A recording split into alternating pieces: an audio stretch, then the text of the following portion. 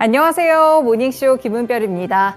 지난주 금요일 뉴욕 증시는 혼조세로 거래를 마쳤는데요. 지금 미국 시장에서는 금융주들을 시작으로 실적 시즌에 본격적으로 돌입했습니다. 벌써 다음 주로 다가온 FOMC를 앞두고 연준 위원들은 이번 주에 내내 블랙아웃 기간에 들어갈 텐데요. 이렇게 방향성을 가늠해 볼 수 있는 지표들이 하나둘씩 사라지고 있습니다. 금리 향방에 대한 긍정적인 시그널을 일단은 안고 간 채 과연 이번 주는 어떤 시장이 펼쳐질지 살펴보셔야겠습니다. 여기에 테슬라와 넷플릭스 같이 기술주들도 이번 주에 실적 발표 랠리에 동참하게 됐는데요.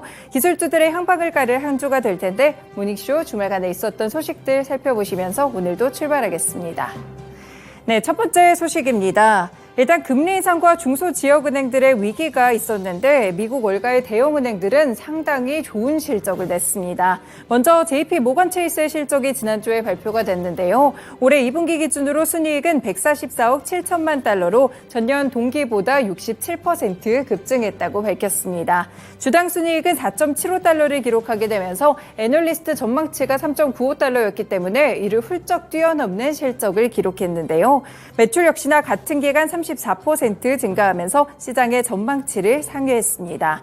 이렇게 퍼스트 리퍼블릭 은행을 인수한 효과가 2분기 실적에 톡톡히 도움을 줬다는 평가인데요. 만약에 이번 인수가 없었다면 이보다는 훨씬 낮은 실적이 나왔다는 분석이 나오고 있습니다. 일단 실리콘밸리 은행의 붕괴 이후에 중소의 규모 지역들의 행동에 불안감을 느낀 미국인들이 JP모건 체이스와 같은 대형은행으로 예금을 옮기기도 했었고요. 여기에 금리 인상으로 인해서 예대 마진이 확대된 것도 실적 개선의 원동력이라고 보실 수 있겠습니다.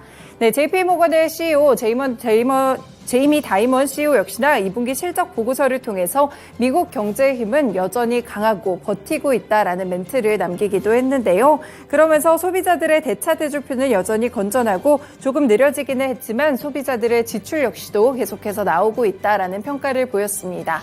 네, 이렇게 JP 모건 체이스가 긍정적인 실적을 발표했는데요. 이뿐 아니라 웰스파고도 실적이 상당히 좋았습니다. 2분기 순이익은 49억 4천만 달러로 1년 전보다 57% 급증했고요. 주당 순이익은 1.25달러를 기록하게 되면서 역시나 월가의 전망치였던 1.16달러를 큰 폭으로 상회했습니다. 네, 이뿐 아니라 또 시티그룹도 순이익이 36% 급감해도 시장의 예상보다는 선방했다라는 평가를 내놓게 되면서 여러 대형 은행들의 실적이 상당 부분 좋았고 시장에도 긍정적인 영향을 미쳤습니다. 네, 두 번째 소식입니다. 미국 반도체 기업인 인텔과 퀄컴의 CEO가 이번 주에 중국과 관련된 정책을 논의하기 위해서 워싱턴을 방문한다는 로이터 통신의 보도가 나왔습니다. 이 보도에 따르면 소식통 중 한 명이 경영진이 미국 관리들과 회의를 가지고 시장 상황과 수출 통제 그리고 사업에 미치는 영향들을 함께 논의할 수 있을 것이라고 보도를 했는데요. 이들이 구체적으로 누구를 만날지는 나오지 않았습니다. 일단 인텔과 퀄컴 측도 논평을 거절했고요. 미국 백악관도 아직까지 응답하지 않았는데요. 이 소식통에 따르면 인텔과 퀄컴 이외의 반도체 기업의 CEO들도 회의에 참석할 수 있다고 보고 있습니다. 현재 미국은 중국에 대한 수출 통제를 굉장히 강화하는 분위기고요. 여기에 얼마 전에 클라우드 컴퓨팅과 관련된 제재도 한 차례 나오기도 했습니다. 이렇게 수출 규정의 강화 방안이 계속해서 나올 경우에 기업들에게는 상당한 좀 악영향을 줄 수 있기 때문에 반도체 기업 CEO들이 이렇게 직접 행동에 나선 것으로 보이는데요. 만약에 이번에 규정이 강화된다면 중국으로 출하할 수 있는 새 인공지능 반도체를 준비 중인 인텔과 화웨이 칩을 판매라는 퀄컴이 영향을 받을 수가 있습니다. 이뿐 아니라 엔비디아 역시나 미국의 대중국 수출 통제로 영향을 크게 받을 수 있다는 우려감이 나오고 있는데요. 지금 경영진의 목표는 중국에 판매할 수 있는 반도체 규제가 추가로 강화할 수 있는 경우 발생할 수 있는 영향들을 미국 정부에 설명하기 위해서 이번 주에 이렇게 찾아볼 수도 있겠다라는 보도들이 나오고 있습니다. 네, 마지막으로 개별 소식 한 가지 더 보겠습니다. 테슬라 또 지난주 금요일에 상승으로 마쳤는데요. 이 테슬라가 전기 픽업 트럭인 사이버 트럭을 이제 본격적으로 생산하기 시작했습니다.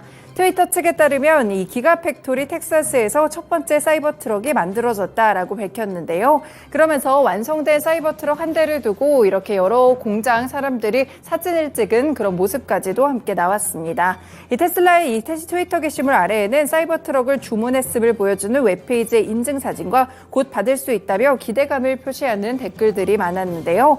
이 테슬라가 사이버트럭을 생산하게 된 것은 2019년 11월 이 모델의 시제품을 공개한 지 4년 만입니다. 결국에는 당초 계획보다 2년 정도 늦은 시점에 테슬라의 사이버트럭이 공개가 된 것인데요. 일단 전반적으로 월가의 평가는 테슬라의 사이버트럭 2,000대 정도가 올해 인도될 수 있을 것이라고 보고 있다는 의견들도 있고요.